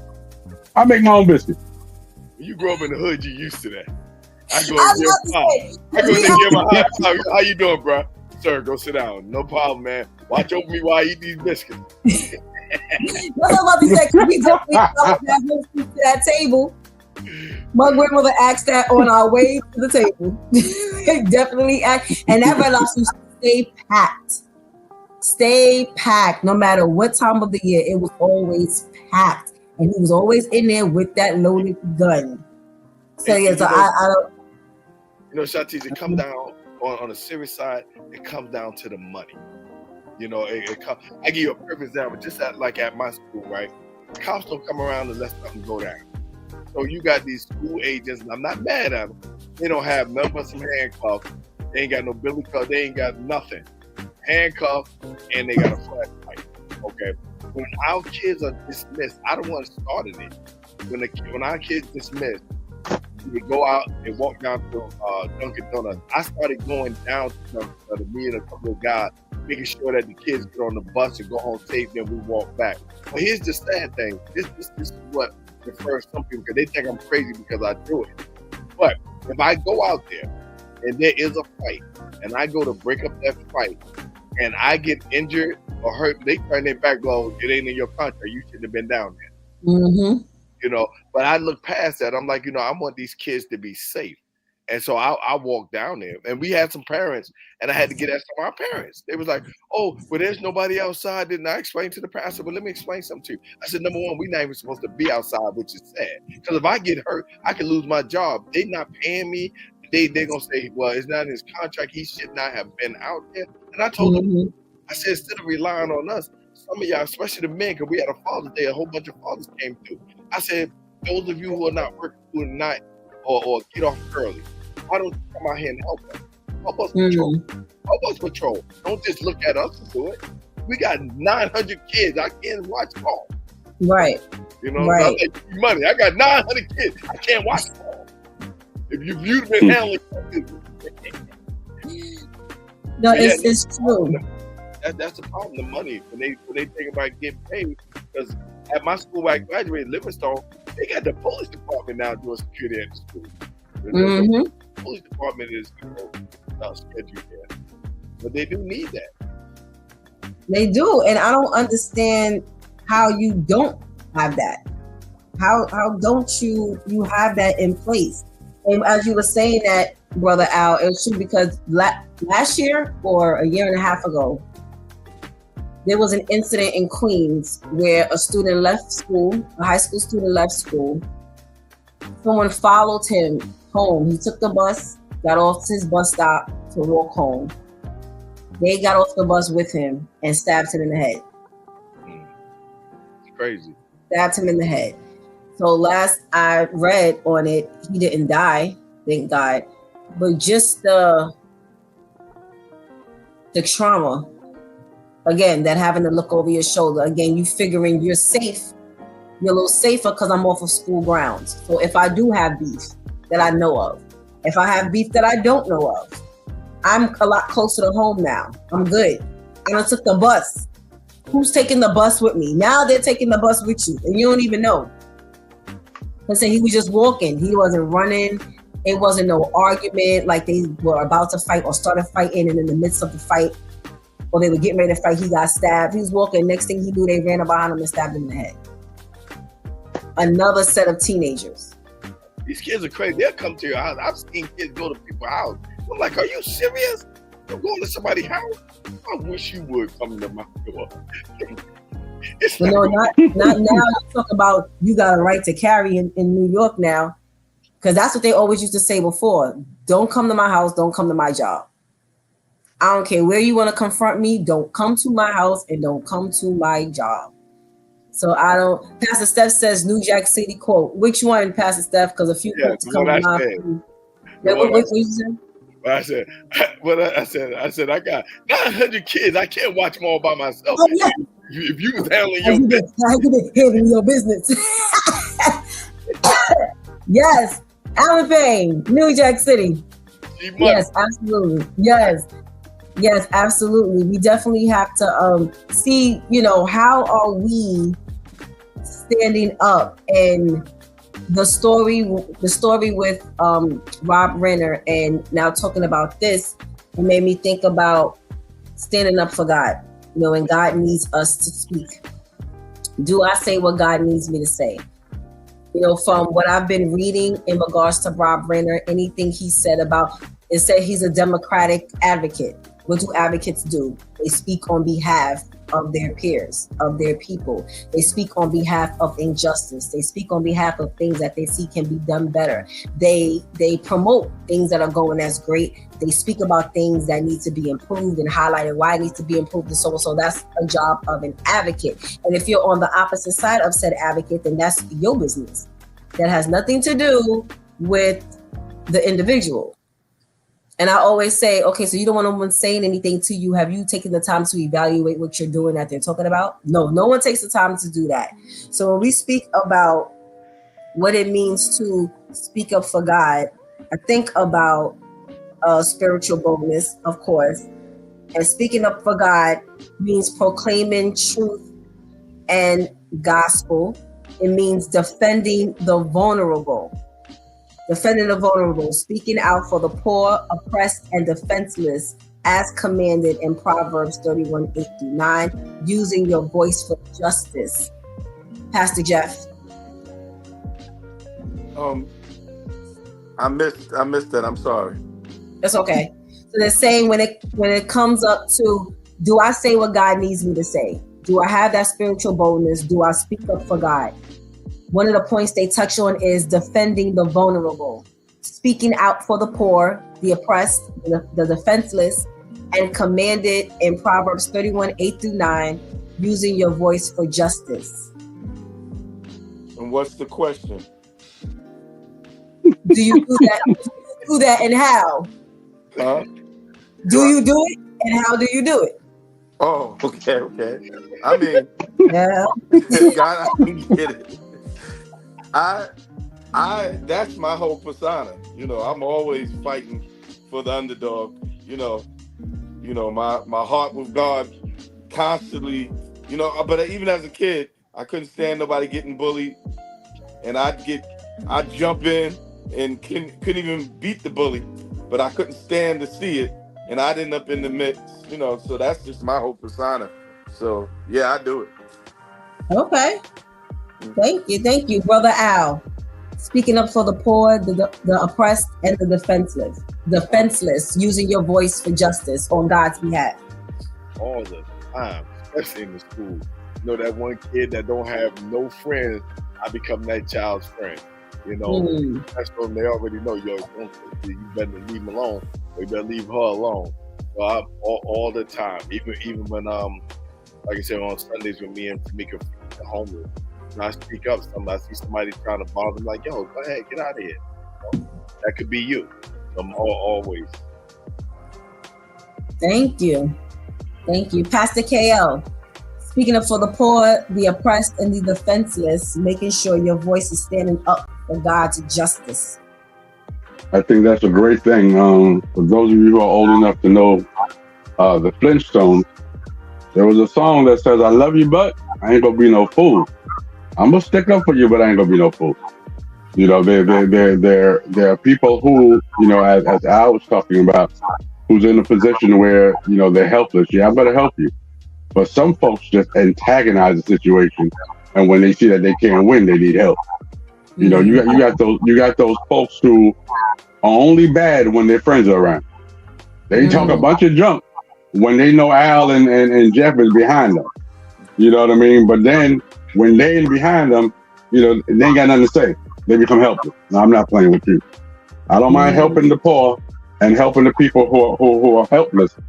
But if you light the fire, I ain't putting it out. As you were talking, Pastor KL, you may not know this one either, but it made me think about Bishop on Juice. I don't know that.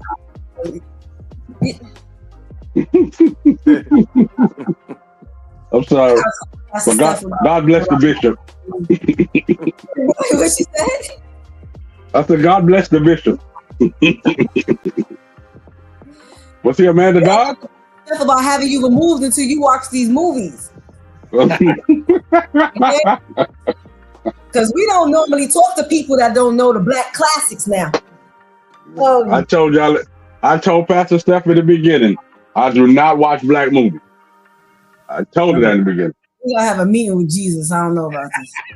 Because even Jesus didn't saw it. We know, as you were saying, that's exactly what, and I'm sure Brother Allen and Pastor Jeff and everyone else knows, too, we watching that. That's all he did in that movie. Even after he got to where he wanted to buck up because he finally killed somebody, he killed a few people, he still didn't have that battery put in his back until he saw his friends who he thought was going to help him antagonize, especially that local neighborhood crew. And it's like, but you're supposed to be this big bad person now. You done killed one of your best friends. You done shot the store owner. You done did all of this. But yet you still a punk until you see the same friends you're trying to intimidate. Until you see them come in. Now you want to buff your chest up and all of that. That's crazy. A lot of mayonnaise. Yeah. So I guess Bishop wasn't a man of God, huh? That was just his name. No, sir, that was just his name. That was just his name. He needs to be removed. Okay, I'll really quick. I would like to read the verses that they referenced in with that quote that they associated with that bullet point. Open Proverbs 31, 8-9. Open your mouth for the mute, for the rights of all who are unfortunate and defenseless. Open your mouth, judge righteously, and administer justice for the afflicted and needy. That's definitely something that each of you gentlemen spoke on.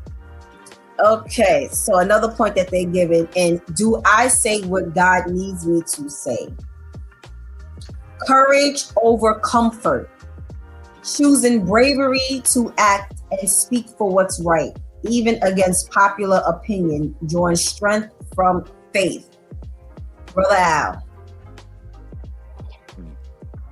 Drawing strength from faith. It's a beautiful thing. You know, you gotta trust in your faith. You know, I think it's a beautiful thing. Okay. Pastor Jeff. I didn't get that. Pick me. Let me save them. Okay, so we're gonna come back to Pastor Jeff and Brother Al. So courage over comfort, choosing bravery to act and speak for what's right, even against popular opinion, drawing strength from faith. Pastor KL. Yeah, it's very, very, very important. And sometimes, you know, you're in a position where you're asking a question. Should I comment? Should I say something? You know, but again, you know, when we're talking about God, when God has placed it in you to speak about something, you can't question that. Because when you don't do it, as I often say, then if something happens to Brother Al that I was supposed to warn him from, and something happens to him because I didn't warn him, then the blood is on my hands. So not only is Al in a dangerous place, but I've placed myself as well as in a dangerous place because I've been disobedient. And disobedience is unto witchcraft. You know, so you have to be careful. You know, that you do as God tells you to do. And God is not going to send you without equipping you, without covering you from that thing that you are afraid of. Preaching. No, I can't. I had to save my brothers. Yeah, what he said. You know what?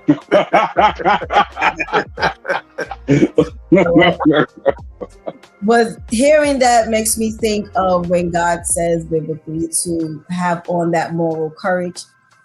And that made me think of Matthew 10:32, when Jesus says, stand up for me against your opinion, and I'll stand up for you before my Father in heaven. So again, everything we say, do, talk about, don't do, everything can be directed right back to the word of God, because his word is living. And when you need to make sure that you are letting go of what's comfortable and putting on that moral courage and choosing to speak up, sometimes I need the opposite side. I need to shut up. And I'm like, no, I see that ain't right. I gotta say that. No, I see that ain't right. I gotta say that. Especially if it's around people who I see are not speaking up for themselves for whatever the reason. And it's after a while, like, you don't always have to be the one to say it. Then stop. And if God wants to raise someone else to start saying it, but they always relying on you to say it, they're never going to step up and start saying it. Good point. I was about to say, because it's not always for you to do. Just because you see it doesn't mean it's for you to say it. You know, because sometimes God will put somebody in a position for them to overcome it themselves. And you can't always be the person to save them from it, because then they'll never save themselves when you're not around. There's been a whole lot this past year. And I'm just like, so I don't say nothing about that either, Jesus. I don't say nothing about that. So I just let that go over, Jesus. Even things that have to do with me. You know, it's not always with other people. But it's like, no. And then, you know, sometimes after a while, it's like people are so used to you being the one saying something. So now it just kind of like goes over people's head. You can be saying some things that need to be heard, but because they're always used to hearing your voice, it's just like, whatever. I was like, okay, go ahead. I want to jump off a bridge. Absolutely. I hope you have fun. Go ahead. Let me know how it went. It's just like, it becomes too much for me at some time. No, well, not too much, but it becomes annoying after a while. You know, especially when you talk about people who they made a conscious decision to not want to hear any sound counsel. So why am I going to continue to waste my breath? But then it brings me to the verse in Ecclesiastes where God says, I'm giving you what to say to somebody. If you don't tell them what I say and they disobey me, their blood is on your hands. If you give them what I say and they disobey me, you ain't got nothing to do with that because you did what you were supposed to do. So I always try to make sure I keep that verse in the forefront of my mind as well to help me gauge. Because I get to the point where I don't want to say nothing. Again, you can tell me you doing whatever, and it's you know how. And you know, Shontyce, while speaking on that, I'm sorry about that. I got a text come through that drew my attention. I didn't hear it fully. But I was put in a situation for the first time in my life. I almost say the first time, I guess I could say the biggest time. I had a friend of mine I grew up with. Man, we've been knowing each other for 40-something years, and he had cancer. And he lived down south. And, you know, he basically was dying. And I remember his wife calling me saying, listen, you need to come down here and see him. I was thinking about it. And God told me to go down there and get him saved before he passed. And I was very nervous. I'd never done that before. And I got 1,000,001 questions. But Lord, how am I supposed to do this? You know, how I'm going to get down there, and how I knew, you know, like you said, God will make a way, how I knew it was for me to do, because you look at it, I booked my ticket. I flew down there, right? North Carolina. I booked my ticket on a Thursday. I was leaving Saturday and coming back Sunday. So I booked my ticket on a Thursday. I got my plane ticket, round trip ticket. I got a hotel room, and I got a rental car, and all of that came out to $507. So God made a way, like I do what I tell you to do, and it's covered. And you know, and I was Tamika went with me, and I was like, well, she said, just like God used you. And it was a beautiful experience, you know. And I'm like, wow, you know, you have to do what he tell you to do. If he's telling you to do something, he's going to work out everything. And not all the time it's going to go away where that person want to hear what you got to say. But you know what? Listen, I did what the Lord told me to. You don't want to hear it? Okay. But, you know, he was really perceptive to it. And, you know, I'm sad that he's gone, but it was a beautiful thing. And I remember calling KL and asking him to pray with me, you know, and man, it was just, you know, he was a person, he was in and out because the cancer was really on him. So when we got down there, he didn't recognize people. He would talk to you, he would go out. But when I went into his room, he was like his normal self. He was laughing, he was joking. I'm like, wow. And I just said, well, God, let me know what I'm supposed to say. And he did. And he got saved before he passed away. He got saved that Saturday and he died on Monday. So I'm like, I wouldn't have did what the Lord said. That's on my hand. Yep. He says the blood will be on your hands. Yep. Like blood on my hand. Unless they try and I got to choke them out. But I'll do that. Right. We got our own stuff we got to worry about not being, you know, getting right, so God doesn't hold us accountable for that. Yeah. Wow. Thank you so much, gentlemen, for being on with us this morning. As Pastor Steph loves to emphasize, you're taking us into a thought-provoking weekend on focusing on, do I say what God needs me to say? Thank you guys so much. Praying you have a safe, blessed rest of your day. Thank you. You do the same. Enjoy. Thank you. Have a great day, guys. Giving God thanks for all of these tips that he gives us. Do I say what God needs me to say? A lot of times I know I got to make sure it's not me talking, it's God. Then there's times I notice I'm like extra aggressive or extra passionate about something. And I'm like, well, where'd that come from? And it is God. So your discernment always has to be on high. But what also has to be on high is I'd rather God have to hush up right now, Shontyce, than for him to have to keep pushing me to say something. Because either way, it could be, you know, a little challenging. But there's something said for where you always have that passion and desire to, even when it's something that's not quote unquote godly, you know, something that doesn't have to do with God directly, because everything has to do with God. God is in everything. God, except wickedness and evilness, he's not in that. But he has ultimate control over that. You know, but whatever you're talking about, God is right there next to you. He's your first audience member. Whether you're a wicked person, whether you're a godly person, a child of God, whether you're someone who's straddling the fence trying to be lukewarm, you know, at 8 o'clock you're for God, at 8 o'clock and 30 seconds you're back with the devil, at 9 o'clock you're for God, at 9 o'clock and 10 seconds you're back. Like, regardless, God is right there.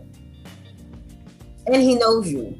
He already knows if you're going to be wavering. He already knows if you're going to be faithful. He already knows if you're going to play for the opposite side. He already knows. But, you know, that the actor, Renner, he was speaking on what he believed in.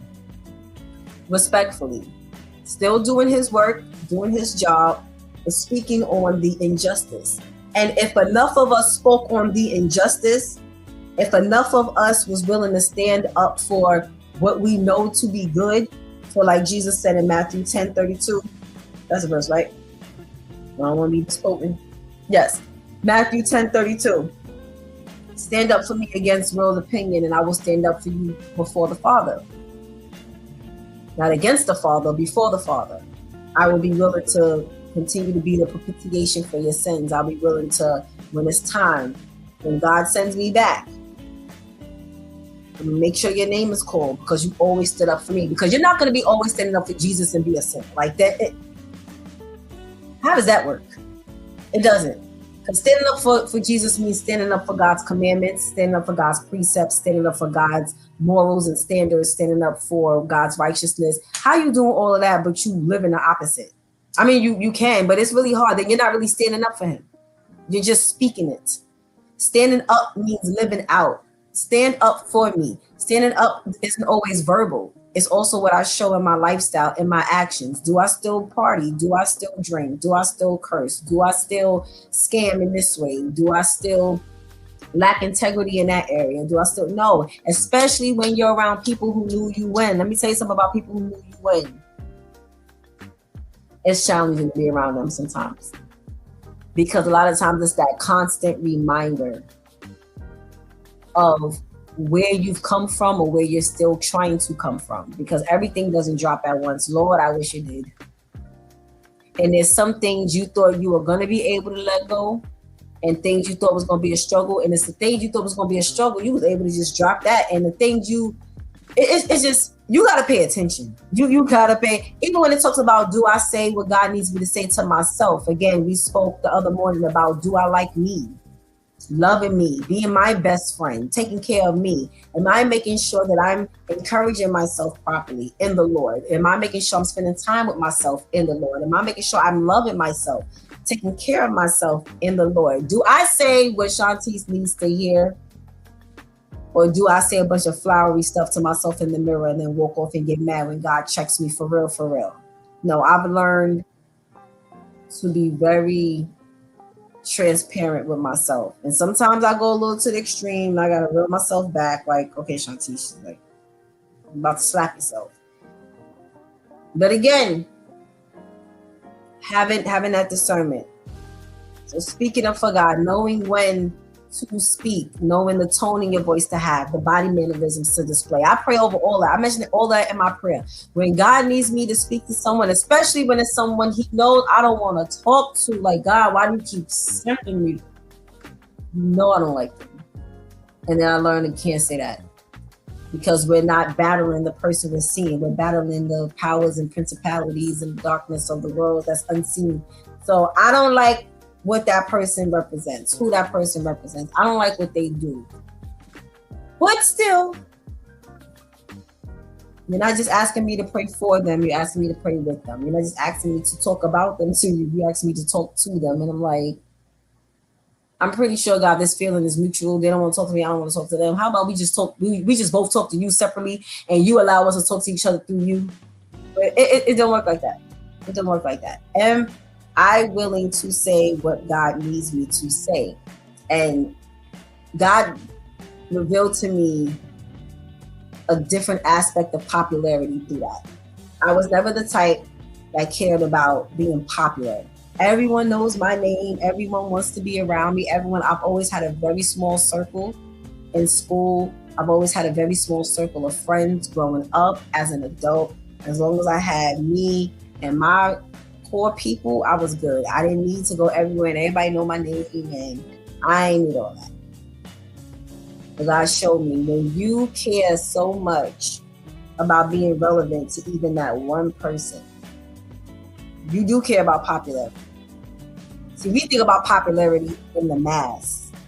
Like, I'm that person in high school. I'm that person on my job. I'm that person in my neighborhood. I'm that person wherever I go. I'm that person on social media. I got this many followers. I got that. That's not the end all and be all of popularity. It's also when you're so fixated on getting this person's attention, this person, you want to be the center for that person. That's popularity. That's dangerous. You have to teach me that. And I was like, wow. So I had to stop saying I don't care about being popular. I did care about being popular. And when you care about being popular, regardless of the level, you hesitate on saying the things God needs you to say. Because I told y'all, I said this, I think it was a few weeks ago here on this Due Time with Pastor Steph. God says, I'm cool with someone, right? We vibing. It could be whatever, work relationship, intimate relationship, social relationship, whatever. I'm cool.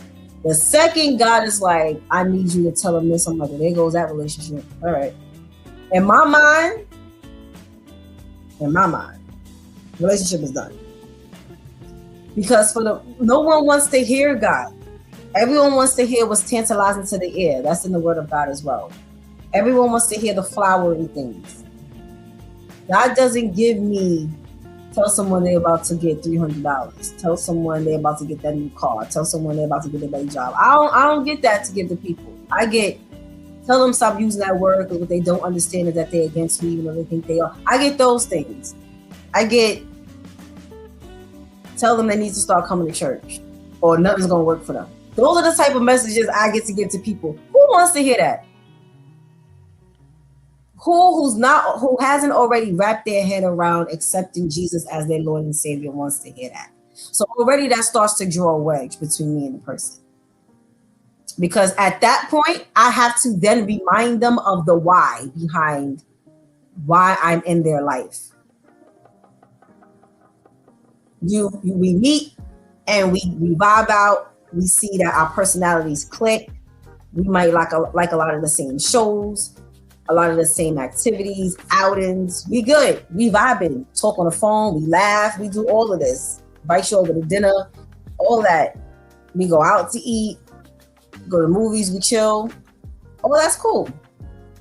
The second I gotta now give you this message from God, the whole tone and vibe of the relationship, the whole trajectory just switches.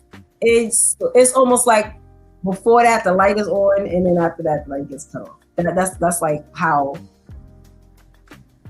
drastic the difference is that quick. See how quick you just flip the light open and light bulb goes off, on. That's like, and if you're that type of person that you can get shut off and shut down like that, the second God needs to say something to you, you really need to check yourself. Especially if you call yourself a child of God, a godly person, a Jesus follower, a disciple, a minister, a pastor, an evangelist, an elder, a bishop. If your mood and your tone and everything gets switched that quick, you got to analyze that. Analyze that. So it can be real challenging a lot of the times to say, and that's why Jesus gives us that promise. You stand up for me against what the world says, I'm going to make sure I got you where it really matters. What they say here about you, it may hurt, it may bother you, may feel uncomfortable. You may not care. But what really matters is what God says about you. And God has given me the job of coming to him. Not that he don't know, but he's given me the job of coming to him and petitioning for you. You can't talk to him the way I do. You don't have access to God the way I do. You got to go through me to get to God. Like this, it's like, come on, we got to pay attention. So making sure that we stand up for God, making sure that we stand up for Jesus, against world's opinion. And just like I had to say to someone recently, when you really sit and analyze what you're willing to give up Jesus for, I'm noticing this world has less and less and less to offer.